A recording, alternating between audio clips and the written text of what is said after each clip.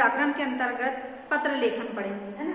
कल हमने पढ़ा था अपठित गद्यांश, अब आज हम आपको पत्र लेखन लिखना बताते हैं कि किस प्रकार से पत्र लेखन लिखा जाता है। तो सबसे पहले देखिए, पत्र लेखन क्या होता है, एक आवश्यक कौशल है, यानी कि कला है। अपने विचारों एवं भावों की अभिव्यक्ति के लिए पत्र लिखा जाता है, यानी हम जब किसी से दूर रहते हैं, बात नहीं कर पाते, तो हम अपने विचारों को, बातों को पत्र के माध्यम से करते हैं। अपने सगे संबंधियों, पदाधिकारियों, मित्रों, संपादकों आदि से जोड़ने की कला क्या कहलाती है, पत्र लेखन कहलाती है। पत्र हमारे जीवन का महत्वपूर्ण अंग है, जो लोगों को समाज से क्या करता है, जोड़कर रखता है। तो अब देखिए, पत्र के कितने प्रकार हैं, 2 प्रकार हैं, है ना। प्रकार कितने हैं, 2 प्रकार हैं। एक तो सबसे पहला औपचारिक पत्र, है ना, जिसको बोलते हैं फॉर्मल लेटर्स, फॉर्मल लेटर्स, है ना। उसके बाद दूसरा है अनौपचारिक, अनौपचारिक पत्र, अनौपचारिक पत्र। तो इसके अंदर इसको बोलेंगे इनफॉर्मल, ठीक है, इनफॉर्मल लेटर्स। तो अब देखिए, औपचारिक पत्र जिसमें कि हम फॉर्मेलिटी निभाते हैं, तो वो क्या कहलाते हैं, औपचारिक। जैसे कि हम सरकारी पत्र, सबसे पहले 3 दिन की छुट्टी के लिए हम लिखते हैं छोटेपन में, है ना, छोटे जब रहते हैं। उसके बाद हम स्थानांतरण, शुल्क मुक्ति के लिए जिसमें विषय रहते हैं, वो सब क्या है, औपचारिक पत्र, सरकारी पत्र। और अनौपचारिक जिसमें हम फॉर्मेलिटी नहीं निभाते, तो हम फॉर्मेलिटी किससे नहीं निभाते, अपने माता पिता से, अपने भाई बहनों से, अपने मित्रों से फॉर्मेलिटी नहीं निभाते, तो वो क्या कहलाता है, अनौपचारिक पत्र कहलाता है। अब देखिए, इन दोनों को लिखने का तरीका, अगर सबसे पहले अगर हमने 3 दिन की छुट्टी के लिए पत्र लिखा, तो कैसे लिखेंगे हम, सबसे पहले क्या करेंगे, हम यहाँ पर सेवा में, ठीक है, कॉमा लगाए, श्रीमान प्राचार्य महोदय, ये लिखिए हमने, ये हो गया।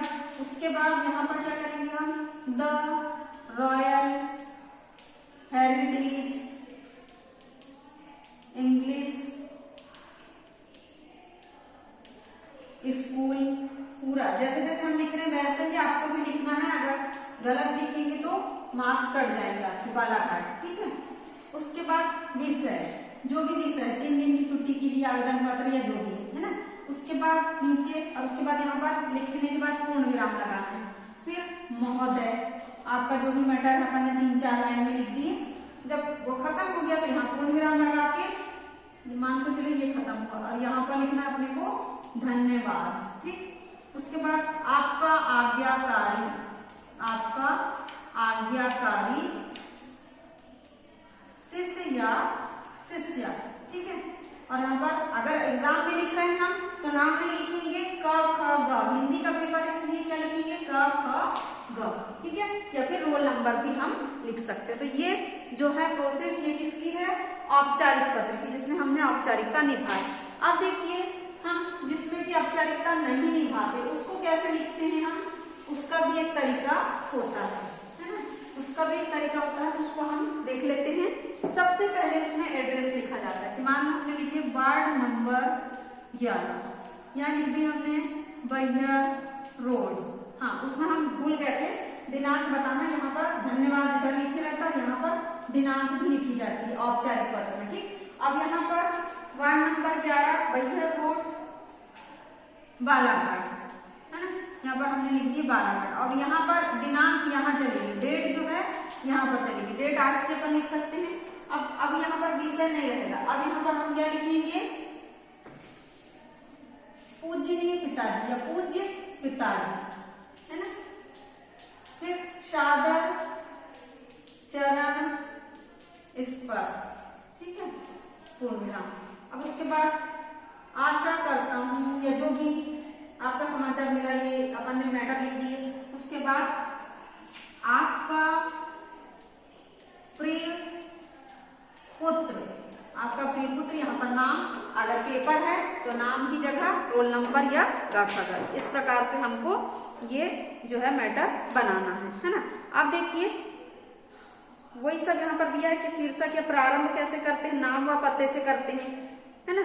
और संबोधन में पूज्य पूजनीय, अभिवादन जब करते हैं तो आशीर्वाद, चिरंजीव, इस प्रकार से। विषय वस्तु जो होती है इसकी मुख्य भाग कहलाता है। फिर समाप्ति व अंत में हम औपचारिक में धन्यवाद लिखते हैं, और बहुत ही प्रार्थी, आज्ञाकारी, और अगर औपचारिक ना हो तो शुभाकांक्षी, स्नेहाची, प्यारा आपका, इस प्रकार से लिखते हैं। अब पत्र में ध्यान देने योग्य कौन कौन सी बातें हैं।